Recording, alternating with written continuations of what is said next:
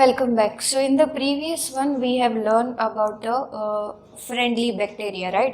We have learned about the friendly microorganisms, right? So now we are talking about the harmful microorganisms. So in the previous one, we have learned that how they are helpful, how they are very important for the soil fertility. Then we have discussed that how it is important for the curd formation and bread making.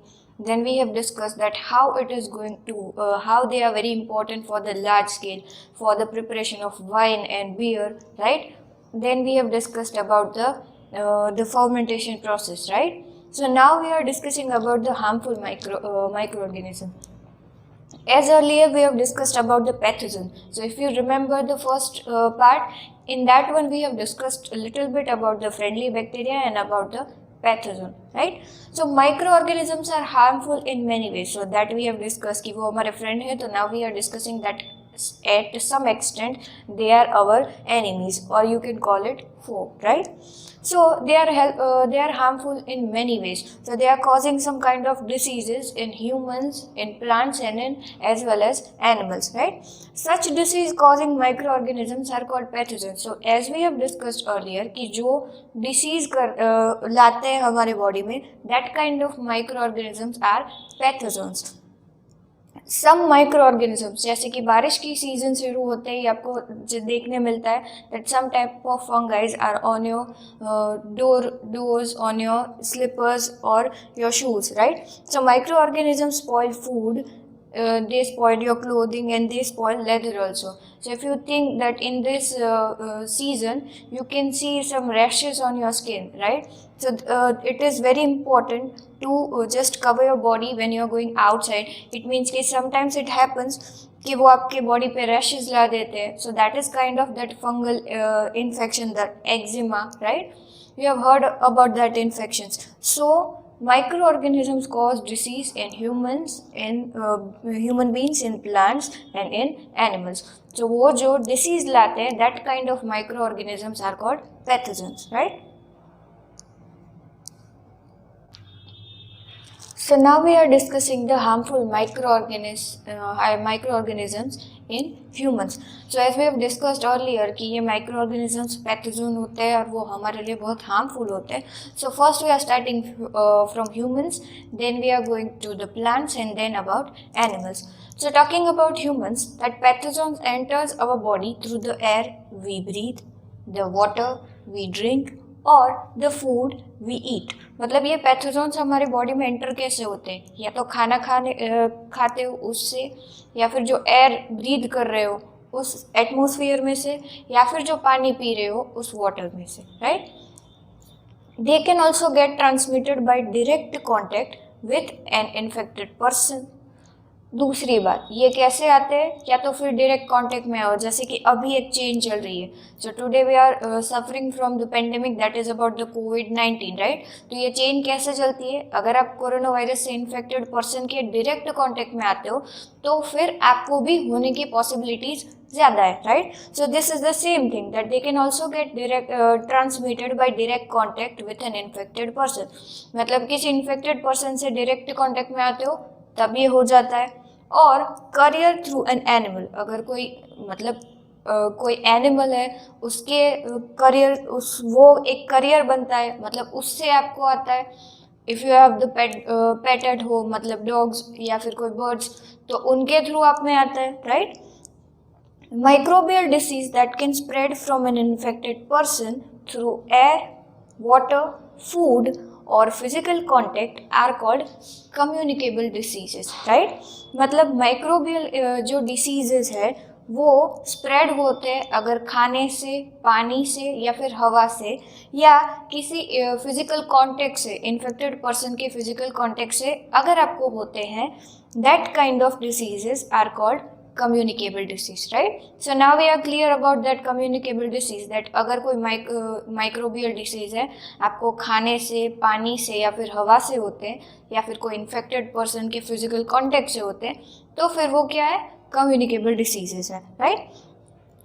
Examples of this such kind of diseases, they include cholera, they include common cold, chicken pox और TB. If you are talking about the common cold, अगर किसी को खांसी या सर्दी हुई भी है तो अगर वो इंसान हैंकरचीफ का यूज़ नहीं करता है और उसको खांसी आती है, then the bacterias are going to spread in this whole atmosphere और फिर वो आपको लग जाते हैं, right? So this is the way that it is going to transmitted through the infected person. So we are still discussing harmful microorganisms in humans. So now we are discussing that how it is going to affect us, right? So already I discussed that when a person suffering from common cold sneezes, the fine droplets of moisture carrying thousands of virus are spread in the air. मतलब कि अगर कोई infected person है वो उसको coughing या sneezing होता है तो उसके कफ और स्नीज से जो फाइन ड्रॉपलेट्स होते हैं मॉइस्चर के, वो उस मॉइस्चर के अंदर हजारों वायरस होते हैं जो स्प्रेड होते हैं एयर में, राइट? द वायरस में enter the body of a healthy person while breathing. और ये वायरस इसी एटमॉस्फेयर में कोई अगर इंसान है, अगर कोई पर्सन है तो उसके बॉडी उस हेल्दी पर्सन के ब्रीदिंग से उसके अंदर एंटर होते हैं, right? There are some insects and animals which act as carriers. Carriers का मतलब क्या होता है कि वो उसको फैलाने में हेल्प करते हैं, वो उस पैथोजन को क्या करते हैं, हेल्प करते हैं. There are some insects and animals which act as carriers of disease causing microbes. मतलब कि ये जो माइक्रोब्स होते हैं, ये जो माइक्रो ऑर्गेनिज्म होते हैं, वो ये करियर्स होते हैं, वो उनको हेल्प करते हैं कि भाई तुझे इस जगह से उस जगह जाना है, so we are helping you, right? Housefly is one such carrier. मतलब कि जो घर में जो मक्खियाँ होती हैं वो भी उनकी हेल्पफुल, वो इन माइक्रोब्स को हेल्पफुल होती है. कैसे? Let's see. The flies sit on the garbage and animal excreta. Flies क्या करती है? कचरे में बैठती है या फिर एनिमल एक्सक्रीटा मतलब कि एनिमल की बॉडी में से जो भी टॉक्सिक वेस्ट निकलता है उस पे जाके वो बैठती है. This kind of pathogens stick to their bodies. और ये जो पैथोजोन्स होते हैं, ये जो गंदे माइक्रो ऑर्गेनिजम्स होते हैं, वो क्या करते हैं? उसकी बॉडी पे जाके स्टिक हो जाते हैं. Then when this fly sit on uncovered food. अब ये फ्लाई क्या करती है? आपके घर पे आती है खाना खाने के लिए. So when this flies sit on the uncovered food, आपके घर में जो खाना पड़ा होता है अगर वो ढका हुआ नहीं होता है तो उसके ऊपर जाके बैठती है. और उसके ऊपर जाके बैठती है, उससे वो क्या करती है? पैथोजोन्स को आपके खाने में ट्रांसफर करती है. So if the pathogen is going to transfer to your food and then that food, वो जो पास्ता पड़ा होता है, वो जो भी घर में बनाया होता है अच्छा अच्छा फूड, उसमें वो जाके बैठती है और उससे वो पैथोजन ट्रांसफर होके आपकी बॉडी में जाता है and then it is going to cause a disease. वो आपके अंदर कोई ना कोई बीमारी फैलाता है. So now we are talking about that if the house fly is a carrier, then how to prevent it, right? It is advisable to always keep the food covered and avoid consuming uncovered food. ऐसा माना जाता है that you have to cover your food. आपके जो भी खाना है घर पे उसको ढक के रखिए और खुला पड़ा हुआ खाना, the uncovered food, never consume it, उसको कभी खाना नहीं चाहिए. The next example of the career is the female anopheles mosquito. ये वाला जो दूसरा एग्जाम्पल है जो फैलाता है उस बीमारी को, या फिर ऐसा बोलो कि पैथोजन का बेस्ट फ्रेंड, ये वाला है the female anopheles mosquito which carries the parasite of malaria. वो क्या करता है? मलेरिया के पैरासाइट को कैरी करता है और जाके किसी पर्सन को काटता है and then you are got infected from that mosquito and you are after that you are going to suffer from malaria. ये एग्जाम्पल है. करियर है, कौन है? Female anopheles mosquito. वो क्या करता है? अपने अंदर मलेरिया के पैरासाइट को कैरी करता है और फिर वो मच्छर जाके आपको काटता है and then you are after that you are going to suffer from that disease called malaria. The next example is the female mosquito. The female mosquito, that mosquito is Anopheles mosquito which carries the parasite of malaria and then the female mosquito act as a carrier. The next female mosquito that is about the dengue virus, right? Malaria की जैसे भी एक female mosquito है, वो क्या करता है? Dengue के वायरस को फैलाता है और वो भी एक कैरियर की तरह एक्ट करता है.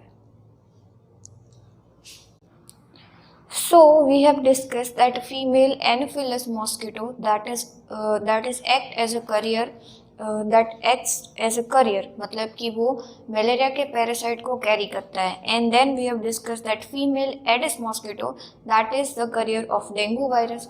So we think that this kind of mosquitoes are the carriers of the microbial diseases. That how we can prevent it, उसको कैसे prevent कर सकते हैं. So the thing is, all mosquitoes breed in water. सारे mosquitoes होते हैं वो एक जगह पे तभी आते हैं जब पानी ज़्यादा हो, right. So one should not let water collect anywhere. तो फिर हम क्या कर सकते हैं, that we have to take care of it, that कहीं भी पानी ज़्यादा जमा ना हो. In cooler, in tyres, in flower pot etcetera. ये सारी जगह ऐसी होती है, जैसे कि कूलर है, टायर्स है, या खराब पड़े हुए टायर्स होते हैं, या फिर कोई ऐसी चीज़ होती है जिसमें पानी जमा हो, तो हमको उसको ध्यान में रखना है कि वहाँ पानी जमा ना हो. By keeping surrounding clean and dry we can prevent the breeding of mosquitoes. हम मच्छरों को वहाँ जमा होने से रोक सकते हैं. सो one should not let the water collect anywhere in coolers, tires and all the places when the water can be stored, right?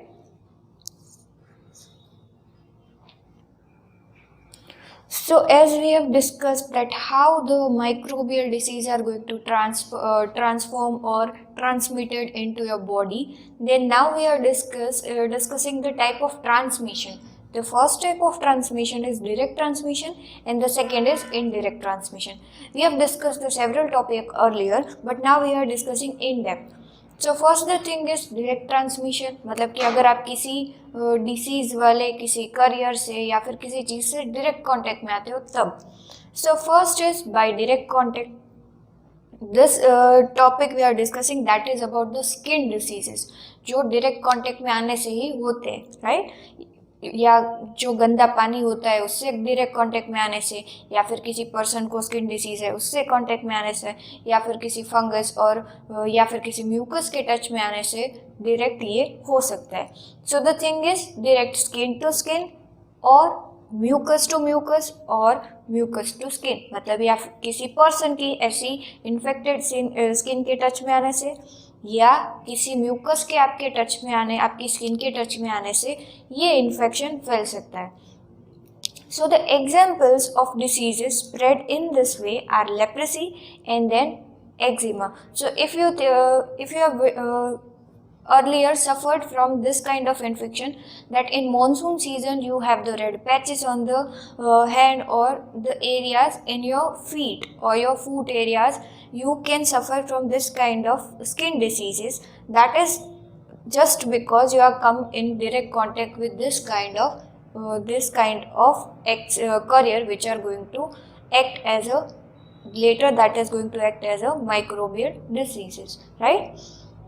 Next is by droplet infection, that we have discussed, that the person is coughing or sneezing, or if he or she is suffer from a common cold, then when they sneezes, the droplets of moisture filled with thousands of virus are going to spread in the atmosphere or spread in the air, and then the person which is breathing in the same atmosphere, they are going to come in contact with breathing with this kind of virus, and then they are going to suffer from the common cold or coughing, right? Next is by using an infected needle or syringe.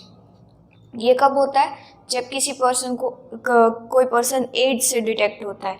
This is a kind of infection that it happens. Infection can be transmitted through the blood transfusion. ये infection तब होता है जब वो एक person की use की हुई ब्लड सिरिंज और नीडल किसी दूसरे पर्सन को भी बिना स्टेरिलाइज किए, उसको बिना क्लीन किए उसको यूज़ करते. Nowadays they are not using the same needle again and again, they are just going to destroy it, और वो हर एक पर्सन को न्यू नीडल यूज़ करते हैं, राइट, ब्लड टेस्ट के लिए. तो ब्लड टेस्ट के टाइम पे कोई इन्फेक्टेड नीडल और सिरिंज आपके बॉडी में ट्रांसमिट करते हैं, और इसके टाइम पे ये आपको हो सकता है, as in case of ads.